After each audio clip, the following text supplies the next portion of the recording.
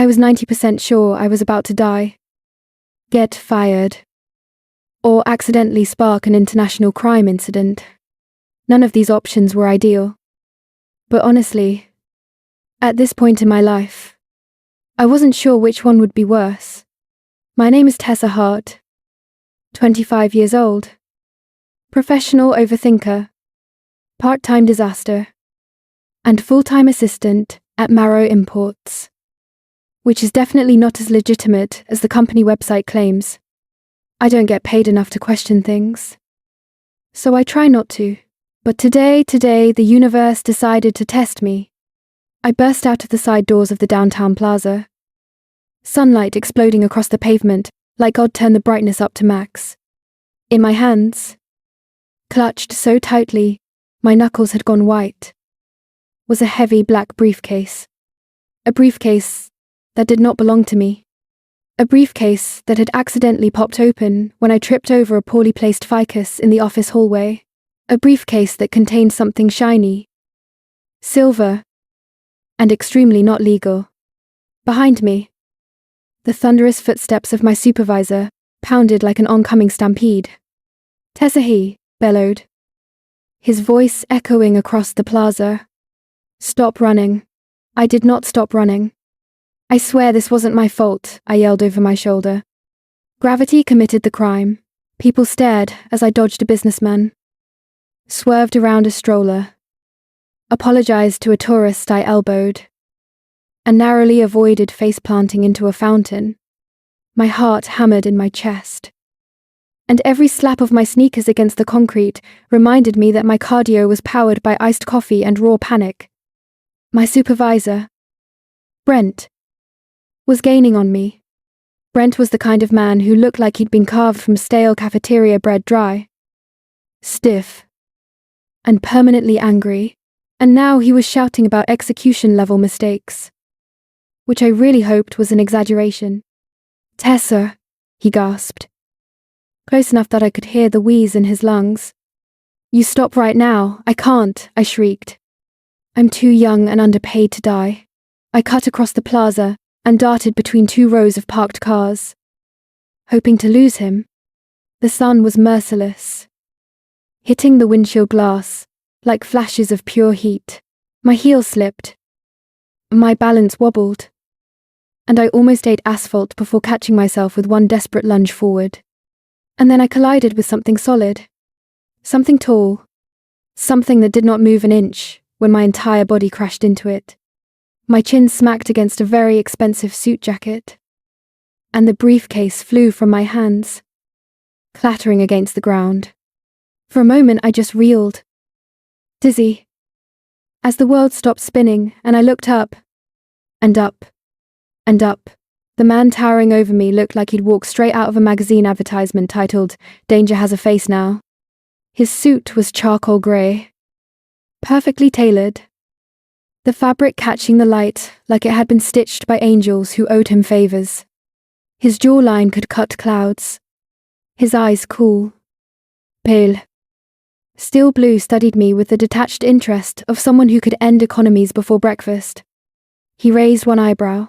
"Either you stole that," he said, nodding toward the briefcase at his feet, "or you run marathons with office supplies."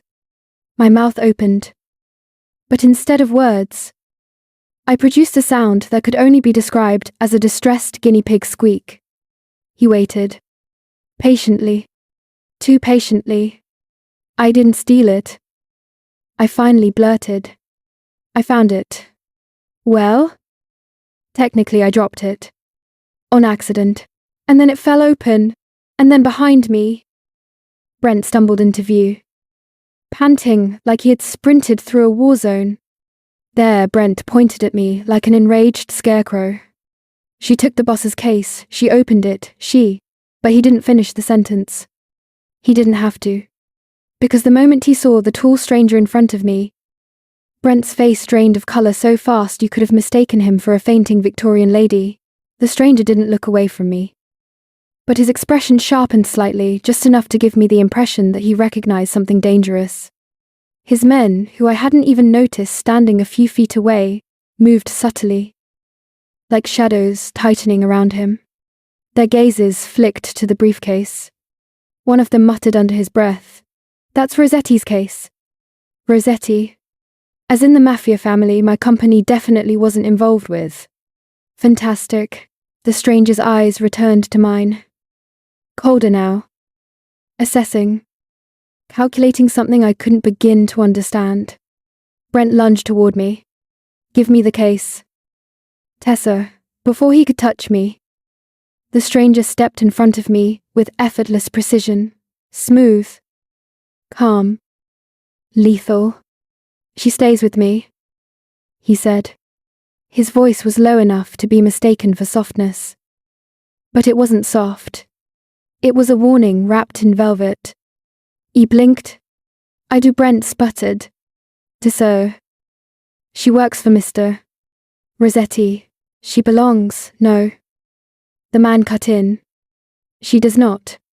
He picked up the briefcase and held it with one hand like it weighed nothing. Brent trembled. "Mr. Valenci." The name snapped into place in my brain, like a nightmare puzzle piece. Dante Valenci. Rossetti's rival. The man Brent whispered about in the break room, like saying his name too loudly would summon him through the vents. The man with a reputation, built from quiet ruthlessness and bottomless power, and I had just slammed into him at full speed. Great. Perfect. Amazing life choices. Tessa. For a moment. Dante Valenci said nothing. He simply watched me. His gaze wasn't frantic or furious like Brent's. It was calm. Almost curious. Like he was trying to decide if I was a threat, or just the world's most chaotic intern. I made his decision. He stepped aside slightly, gesturing toward the sleek black SUV waiting nearby. "Get in," he said. "Trust me, or trust him. Your call." I stared at Dante, then at Brent, red-faced, sweating, trembling like he wanted to strangle me, and then back at Dante, who looked alarmingly like someone who didn't ask twice. I pick the option where I don't die," I whispered. "Then get in." His tone wasn't cruel.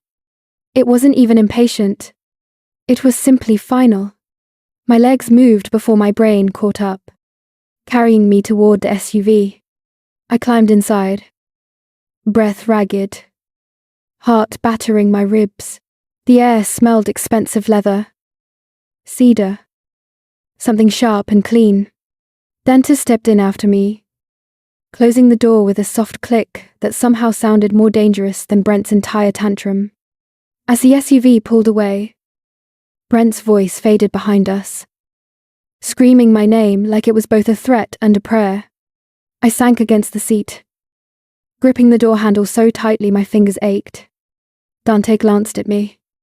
Expression unreadable. "You just switched sides," he said casually, in case that wasn't obvious. I swallowed hard. "By accident," I whispered. He didn't deny it, but the faintest ghost of a smile tugged at his mouth. "Accidents," he said, "can be interesting." And that was the moment I realized my life would never be simple again. Not after this man. Not after this day. Not after one accidental collision with Dante Valenci, the man I really shouldn't have met. The SUV glided through the city like it belonged to every inch of it. And I sat there, trying not to hyperventilate, sweat through my blouse, or make any noise that might qualify as a small rodent being stepped on. Dante Valenci, Jess. The Dante Valenci sat beside me, silent, composed, and entirely too calm for someone holding stolen mafia property and a panicking civilian. When we finally pulled into the underground garage of a towering high-rise, my jaw slackened. The building rose above us, like a shard of glass slicing the sky. All clean lines and intimidating elegance. This was not the kind of place normal people entered. This was the kind of place billionaires used when they wanted to intimidate other billionaires. Dante led the way through a private elevator that moved so smoothly, it barely felt like motion. I clung to the railing anyway, because my knees had decided to stop behaving like knees and were now performing as warm gelatin.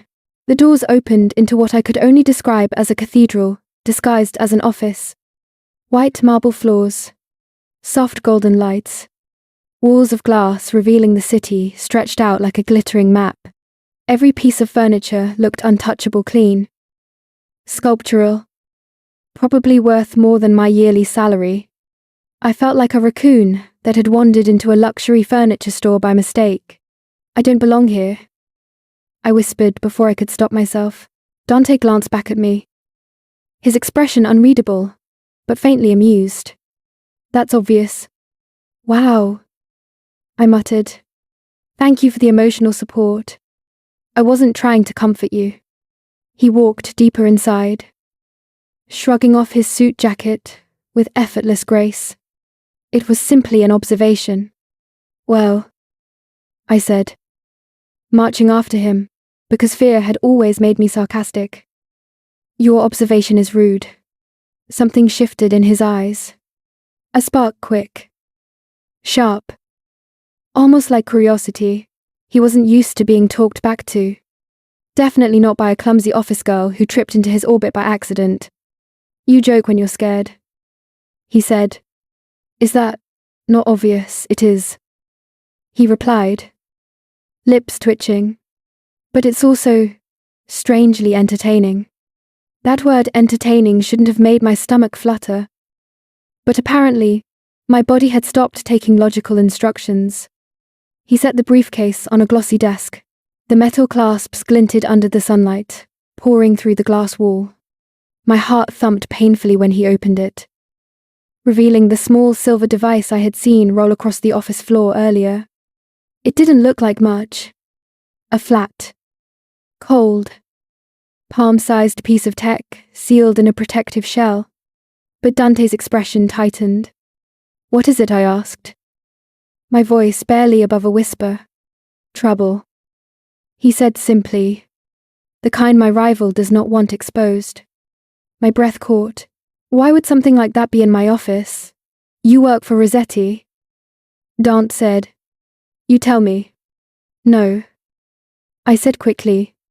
I work for Brent. Brent works for Rossetti. I staple things. I make coffee. I file invoices that always smell like cigar smoke. That's it. He studied me closely, those pale eyes scanning, like he was weighing truth against danger.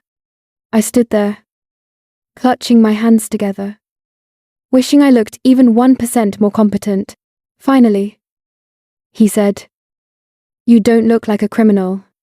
I'm not, I'm just clumsy. A slow exhale escaped him. Clumsy people create more headaches than criminals. That sounds unfair. That sounds accurate. I opened my mouth to defend myself. But before I could, one of Dante's men entered with a tablet in hand. Boss, he said, glancing at me with mild concern, before handing the device over. You need to see this. Dante's eyes scanned the screen, and then he handed it to me. My face stared back at me from an online newsfeed. Me, climbing into Dante's SUV, looking terrified and windblown, and absolutely guilty of something I didn't even understand. The headline burned brighter than the noon sun. Rossetti assistant seen entering Valenci vehicle, possible defector. My stomach plummeted into my shoes. Oh no, I whispered. Oh no. Oh no. Oh no. This is bad. This is expected. Dante corrected calmly. They think I betrayed them, I said, voice cracking. I didn't betray anyone. I didn't even know there was anything to betray. His jaw flexed. Rossetti issued a quiet order. His men are looking for you. My throat tightened. Oh God. Oh no. I'm dead. I'm so dead. Stop, Dante said sharply. I did. Not because he intimidated me, although he absolutely did, but because his voice wasn't cold. It carried something steadier, firmer. He stepped close enough that I felt the warmth radiating from him, close enough that the city lights reflected in his eyes like shards of ice. "They won't touch you," he said softly. "Not while you're under me." My brain malfunctioned. I'm sorry, what? His lips curved. "Just barely." "Under your protection," I corrected, flailing my hands. "You meant under your protection." "Right. That's one interpretation." My entire face caught fire. He didn't tease further. He simply turned to his men. "We're leaving." "Where?" I blurted, breathless. "Somewhere Rossetti won't reach you." The drive out of the city felt surreal. Buildings thinned, replaced by open sky and long, winding roads. My fear slowly unraveled, replaced with something just as confusing, an awareness of the man sitting beside me. Dante didn't look at me, but the quiet confidence in his presence felt like a blanket pulled tightly around me. Protective, heavy, certain. By the time the SUV pulled into a sprawling countryside estate, surrounded by tall white fences and rolling fields, my heart had stopped trying to sprint out of my chest. It simply settled. Uneasy, but strangely hopeful. This was Dante Valenzi's villa. Quiet, guarded, beautiful. "This place is bigger than my entire apartment building," I whispered as we walked inside. "That is not a high bar." Dante replied, "Could you just once pretend I'm impressive?" He looked at me. Actually looked, and something softened, not much, but enough to make my pulse jump. "You're still alive," he said quietly. "Considering your day so far, that's impressive." We reached a hallway where sunlight spilled through tall windows. He opened a door to a suite the size of 3 hotel rooms combined. A soft cream-colored bed, a balcony overlooking the fields, a bathroom with marble tile and gold fixtures. My jaw dropped. "This is my room, for now," he said. "Until things settle, I don't know." I whispered, "I don't want to get in your way." His gaze held mine, steady and unblinking. "Stay where I can see you, Tessa," he said. "It's safer for both of us." The words sank into me like warmth after a long winter. Not controlling, not possessive, just protective, firm, certain. Like he had already decided my safety was his responsibility, to break the tension, because if I didn't, I might actually melt, I blurted. "So, I'm basically in witness protection, but with better sheets." For a moment, he simply stared at me. Then he laughed. Soft, low, genuine. The kind of laugh that wasn't meant to be heard but slipped out anyway. My breath caught. Because Dante Valenzi laughing, that was a rare cosmic event. Like a shooting star wearing a suit. Something shifted between us then. Something slow, careful, and dangerous, in a completely different way. Not because of the mafia. Because of him. Because of the way he was looking at me now, like I wasn't chaos. Like I wasn't a mistake he had to manage. Like I was something else. Something he hadn't expected. As he turned to leave, he paused in the doorway. "You're safe here," he said. And for the first time that day, I believed it. Not because of the guards. Not because of the villa. Not because the danger had passed, because it absolutely hadn't. But because Dante Valenzi had decided to protect me. And that realization was more dangerous than anything Rossetti could ever do. I was halfway through convincing myself that maybe, I wasn't going to have a meltdown in Dante Valenzi's luxury guest room, when the entire atmosphere of the villa shifted. It was subtle at first. A hush in the corridor. A ripple of movement outside my window. A tension in the air that didn't belong anywhere near sunshine and fields.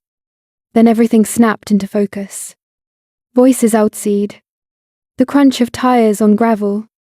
A sudden urgency rolling through the villa like a storm. Before I could fully process it, the door swung open, and Dante appeared, no jacket. Sleeves rolled up, eyes sharp and blazing with something far more dangerous than anger. "Tessa," he said, voice low. "With me. Now." My heart jumped into my throat. What's happening?" "Rossetti's men," he said. "They found us." My blood turned to ice. I followed him out the door without another question. My legs moving, on fear alone. Dante walked fast but stayed close. His presence like a shield wrapping around me, even before I understood the full danger. We stepped into the open courtyard and my breath died. Black SUVs lined the front gate like beasts ready to pounce. Men stepped out in coordinated motion, their suits crisp, sunglasses dark, expressions cold enough to freeze fire. At the center of it all stood Matteo Rossetti, the man whose briefcase had started this entire nightmare, the man whose organization now believed I was a traitor. Dante moved in front of me immediately. "Behind me," he said. The command steady. Absolute. "Don't move." I didn't. I couldn't. My legs were shaking too badly. Rossetti smirked as his gaze swept across the courtyard. "Valenzi," he said coolly. "You have something of mine. If you mean your men trespassing on my property." Dante replied, "Yes." I noticed. Rossetti's eyes slid past Dante and landed on me. "There she is," he said, smiling like a shark. "My little assistant." I flinched. The way he said it made my skin crawl. Dante stepped closer, widening his stance. "Stop looking at her." Rossetti raised a brow. "I didn't realize you were so protective." "Now you do." A ripple of tension moved through Rossetti's men. The sun blazed overhead, bright and merciless, exposing every detail of the scene that felt too dangerous to happen in daylight. Rossetti's voice hardened. "Hand her over." "No," Dante said. Rossetti blinked. "No, you're not getting her." Dante repeated, voice steady as stone. "Ever." The word hung in the air, heavy and final. I felt it like a weight in my chest, terrifying, unreal, and strangely comforting, all at once. Rossetti laughed. "You're starting a war over a nobody." The words scraped at something deep inside me. It shouldn't have hurt. I'd been overlooked my whole life. Invisible. Forgettable. The kind of girl who fetched coffee and answered phones and apologized too easily. But hearing it now spoken like I was disposable felt like a punch. Dante didn't even flinch. "She's not nobody," he said. I inhaled sharply. My vision blurred for a moment. No one had ever spoken about me like that. No one had ever stood between me and danger with such absolute certainty. Rossetti narrowed his eyes. "Don't be stupid.